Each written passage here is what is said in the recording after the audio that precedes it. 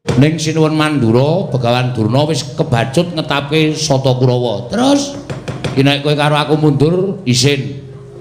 Ning aku gak lho nek kon perang. Lah kowe mau nantang Sinuwun Baladewa ki karepmu piye?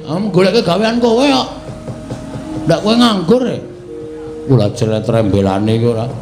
Terus iki mau iki sing temandang aku. Kowe nggo nek Sinuwun Mandura nesu sing tak tantang Prabu Baladewa. Nek liyane Baladewa nonsen. Mah aku temandang. Ning nek Baladewa aku sing temandang, Kurawa tak singkirke.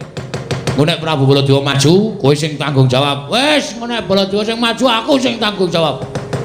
Iki ora mung cangkeman lho, Gong. Tak tapuk lambemu lho. Nek ngomong sing apik, Truk.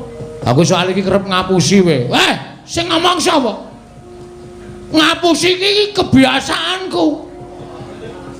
Lah iya, aku ora ya omong karo kowe nek kowe kulino ngapusi to.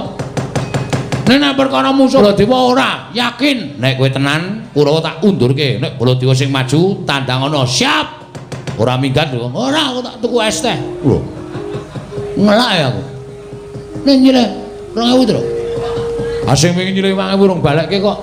Sisane tak gumbung sungsung 7000. Wis ora iso. Njaluk sing kowe sing bayar aku. Oh iya. Perang sik kowe, tak perang Gong, ora ketang sak triraman, rong triraman ya.